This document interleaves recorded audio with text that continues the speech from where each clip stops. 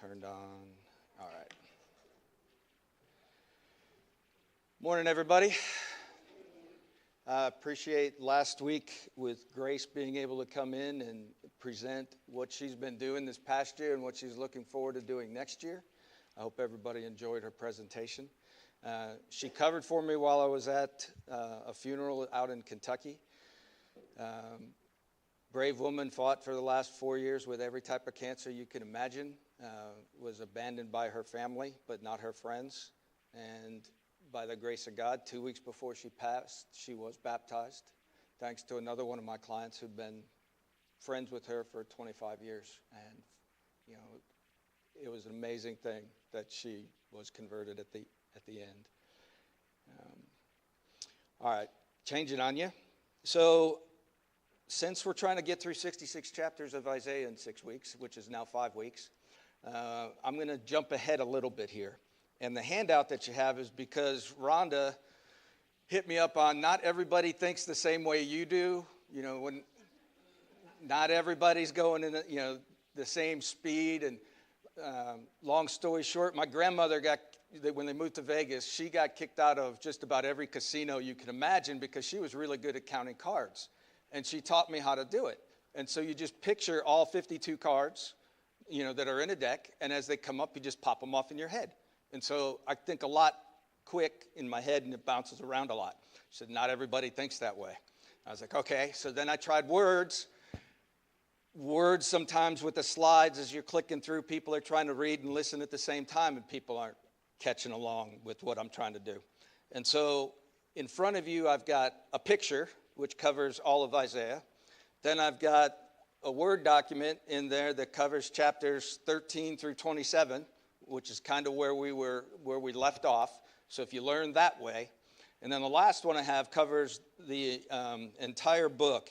And by color and block, I have it outlined so that you can follow. When I was saying A, B, C, B, A, this will show you now colors going down, themes going down, so you can see, all right, this is the seed theme, nation, nation, nation, and trying to go through it that way. And then there's the last group, which is, me, Bethany, Clark, a couple of us, where we're not word people. I told everybody the first time up here, it took me 3 semesters to get through 2 semesters of English in college. And so I'm more of a numbers person. And when I first started, I also thought that because we were reading the chronological Bible, that this wouldn't necessarily work too well because we're bouncing between Isaiah, Kings, and Chronicles, and Micah, and all over the place in there. But then when I went back and I looked at each chapter as we discussed it, this is for Bethany specifically.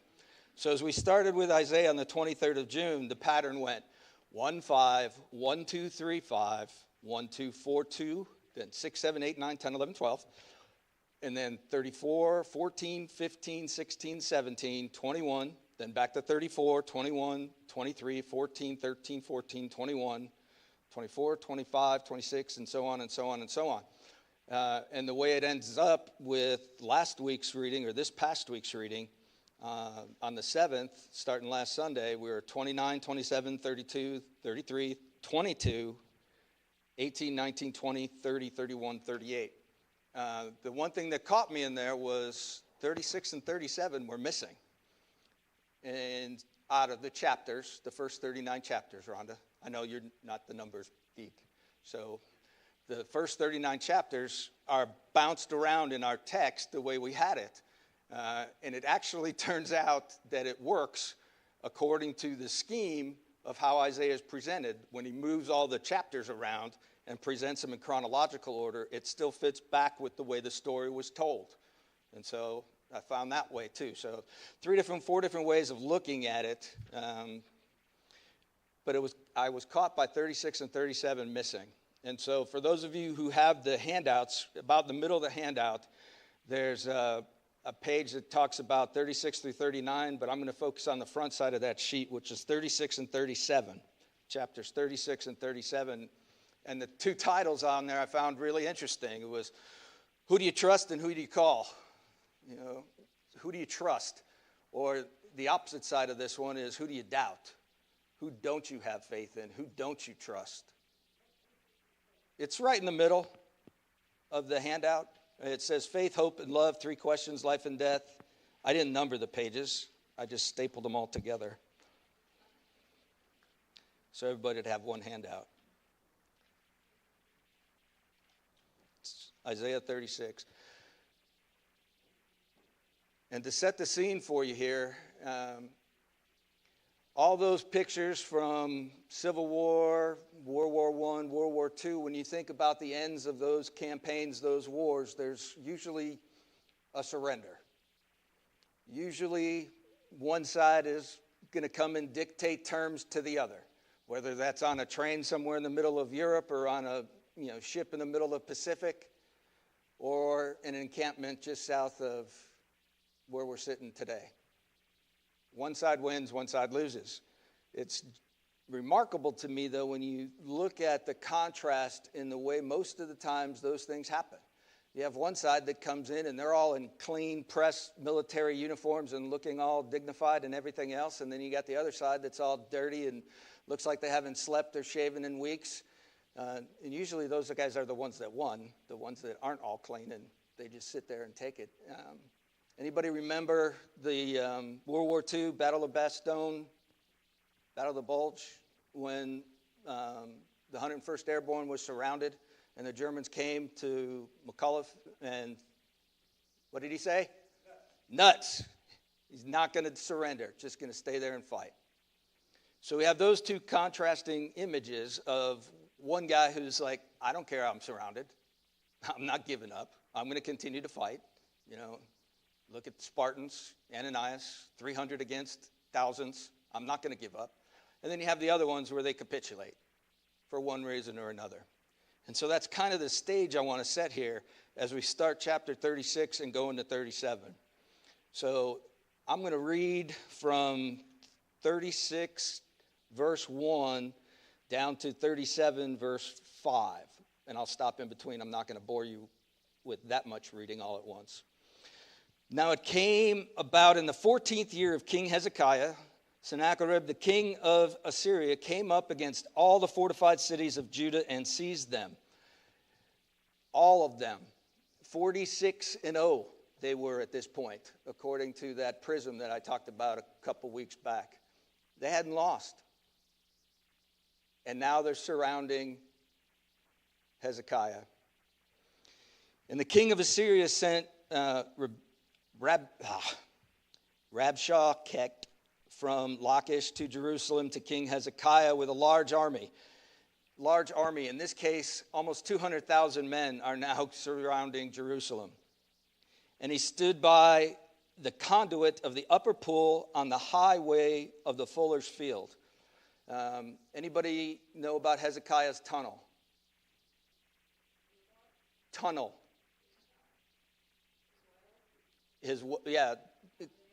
You've been in it and walked through it? Oh. All right, so as Ethelene was saying, it's a tunnel that you can walk through that's 1,700 plus or minus feet long, which allowed them to draw the water from outside the city, inside the walled city, to provide them life-saving water while they were, in case they were ever besieged. David also had one, but Hezekiah's was bigger, cut through rock, about 60 feet below the surface. That's planning ahead. That was quite the engineering feat, too. All right. Then Eliakim, the son of Hilkiah, who was over the household, and Sebna, the scribe, and Joah, the son of Asaph, the recorder, came out to him. Now, these three, it just talks about being a son, a scribe, a recorder. They're really high-ranking officials. It's not that they're just bringing out, somebody with the steno pad at this point. These are three high-ranking officials that are coming before the representative of Sennacherib at this time. Then Rabshakeh said to them, "Say now to Hezekiah, thus says the great king, the king of Assyria, what is the confidence that you have? I say your counsel and strength for war are only empty words. Now whom do you rely, now that you rebelled against me? Behold, you rely on the staff of this crushed reed, even on Egypt, of which a man leans, it will go into his hand and pierce it. So Pharaoh, king of Egypt, to all who relied on him. But if you say to me, we trust in the Lord our God, it is not he whose high places and whose altars Hezekiah has taken away, and has said to Judah and Jerusalem, you shall worship before this altar. All right, everybody remember what Tim just talked about. Hezekiah, good, came in, cleaned things up. We're going to only worship one God, get rid of all the other ones, turn people onto the right path. Like I said, I'm not going to follow the slides, so we're just going to go off of the word here today. And as we read before, we had all the woes, woe to Egypt, woe to, whenever it starts out with woe, that generally means bad things are going to happen to that country or that person. Well, in this case, one of them was Egypt that they were going to rely on for protection. They're not coming. They're not going to come bail them out and save them. All right, and I'm reading from the New American Standard, so if somebody's got something different to add, please do so. All right. So continuing now here, verse 8. Now therefore, come make a bargain with my master, the king of Assyria, and I will give you 2,000 horses if you are able to part to set riders on them. How can you repulse one official of the least of my master's servants and rely on Egypt for chariots and horsemen? And I have now come up without the Lord's approval against this land to destroy it. And the Lord said to me, go up into this land and destroy it. Then Eliakim and Shebna and Joah said to Rabshakeh, speak now to your servants in Aramaic, for we understand it. Do not speak with us in Judean, in the hearing of the people who are on the wall. Meaning they didn't want anybody else that might understand what was going on right now as they're bargaining with the enemy. They wanted to make sure that it was in Aramaic, and so that those people that were inside were kept in the dark of what was really going on here. But Rabshakeh said, has my master sent me only to your master, and to you speak these words, and not to the men who sit on the wall, doomed to eat their own dung and drink in their own urine with you? Then Rabshakeh stood and cried with a loud voice in Judean, and said, hear the words of the great king, the king of Assyria. And thus says the king, do not let Hezekiah deceive you, for he will not be able to deliver you. Nor let Hezekiah make you trust in the Lord, saying, the Lord will surely deliver us. This city shall not be given to the hand of Assyria. Do not listen to Hezekiah, for thus says the king of Assyria, make your peace with me, come out and eat of this vine and eat of his fig tree and drink of the waters of his own cistern. All right, so he's making this bargain with him, taunting him, saying, hey, it's not, your God's not going to be able to bail you out on this one. Your king's not going to be able to bail you out on this one. So trust me. Trusting him is, one of those loose terms there. But he's going to go out there and say, look, I can, the only way to salvation, not salvation, but the only way to save yourself is to give up. There's no sense fighting. You're just going to die in there. We're going to cut you off. You're going to be, dung and urine, whatever translation you got on that. You know that that's not good. That's all you're going to have until you die. Or you can give up Hezekiah, give up God, and then come and follow the king of Assyria. All right.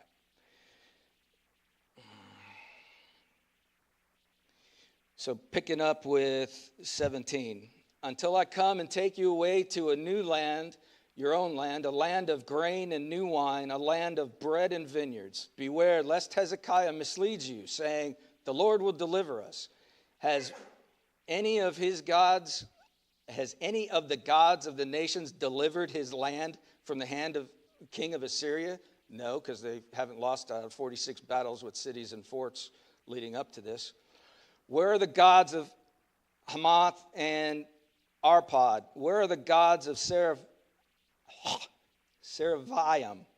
And when have they delivered Samaria from my hand? Those are all the nations that they just ran over on their way to Jerusalem at this point. They haven't been stopped. Who among the gods of these lands have delivered from their land my hand, that the Lord should deliver Jerusalem from my hand, saying, he's taunting him, nobody else has stopped me, you're not going to stop me. But they were silent and answered him with not a word, for the king's commandment was, do not answer them. So Hezekiah told them, just stand there, don't say a word. Then Eliakim, son of Hilkiah, who was over the household, and Shebna the scribe, and Joe the son of Asaph, the recorder, came to Hezekiah with their clothes torn and told him the words of Rabshakeh. And then King Hezekiah heard of it, tore his clothes, covered himself with sackcloth, and entered the house of the Lord. And then he sent Eliakim, who was over the household, with Sheba the scribe, and the elders of the priests, covered in sackcloth, to Isaiah the prophet, the son of Amos.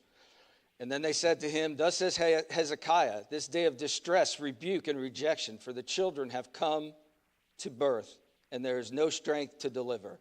Perhaps the Lord your God will hear the words of Rabshakeh, whom his master, the king of Assyria, has sent to reproach the living God and rebuke the words for which your Lord God has heard. Therefore, offer a prayer for the remnant that's left. So the servants of Hezekiah came to Isaiah. All right, so can you picture the trial? Can you picture the two sides standing off, where one side's taunting the other's just got to sit there and take it because the king said, don't put up a fight. And he's laying it out. He's got his generals with him, his commander of all the officers, Rabshakeh. They have just sacked 46 other towns on the way to Jerusalem, and they're saying, you're next. All right? He's taunting him, saying, who are you going to call? Who are you going to call? Are you going to call Egypt to come bail you out? You're going to call one of these other countries? No, none of these other nations are going to come save you.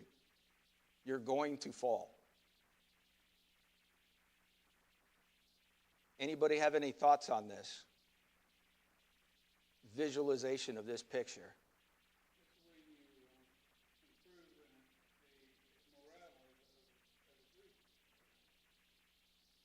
The guys behind you? Inside the city? Well, sometimes saying nothing can be pretty powerful. I remember a certain person standing in front of another person where he didn't say a thing.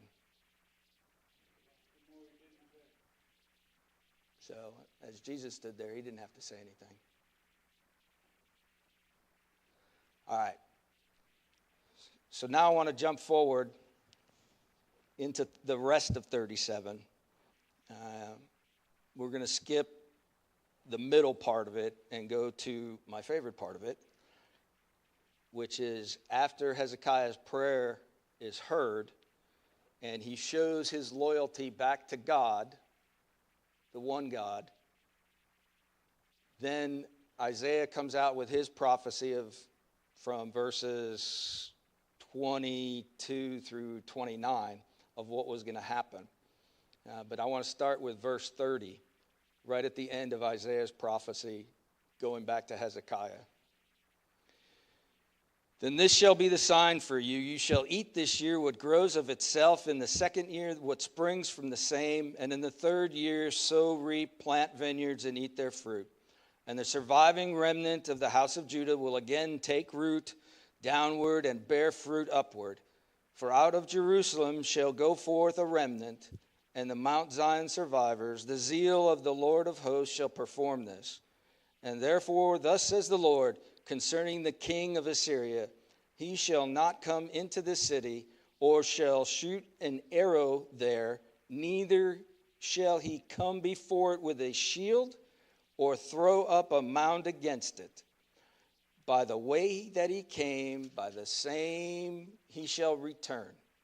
He shall not come into this city, declares the Lord. For I will defend this city to save it for my own sake and for my servant David's sake. Verse 36. And then the angel of the Lord went out and struck 185,000 in camp of the Assyrians. And when the men arose early in the morning, behold, all were dead. 185,000. They were surrounded. It was over. But it wasn't. Well, Sennacherib's going to try to get out of there now. But that picture of God just saying, nope, you're not going to get in here. An arrow's not going to fly in here. You're not going to build up some rampart, some mound, and go over the top of the city walls. It's not going to happen. So 37 and 38. So Sennacherib, the king of Assyria, departed and returned home and lived at Nineveh. And it came about, as he was worshiping in the house of Nisroch, his god, that Adramelech and Shazer, his sons, killed him with the sword, and they escaped into the land of Ararat. And Esarhaddon, the son, became king in his place. All right, so he comes back home after losing what amounts to 10 divisions of our force, or roughly half of our active duty soldiers right now, wiped out. Comes back home, not looking good for him. 2 of his sons kill him, and the 3rd one takes the throne. And that's the end of Sennacherib. We don't see that on his prism, that has all the great victories for Assyria, because this is not one. All right? And if you're following along on that page, you could see how there's a threat. They doubt it. They're not sure what's going to happen next. Then with Rabshakeh, he's definitely taunting all 3 of them, standing there, not answering him. Then trust is denied, that he just tears them down, said, you're going to fall. And then the last, it ends up with the trial with those 3. And that's the pattern that it follows throughout this section. 36 through 39 is kind of that transition in the middle. You've got the first 35, which set up everything, going into the destruction and of Jerusalem and being beat down by the Assyrians. And you got this transition in the middle, and then you got hope in the last 27 chapters. All right, so that's where we're going to pick up next time, is the second half of the story. This was the end of the first half, or the transition. As I said in my notes that I had, this was out of the frying pan and into the fire. It was going to get bad, but it might get worse before it gets better. All right. Any thoughts, questions? Was this any clearer than I was before? Rhonda? All righty. I appreciate everybody's attention. I look forward to starting with chapter 40 next week.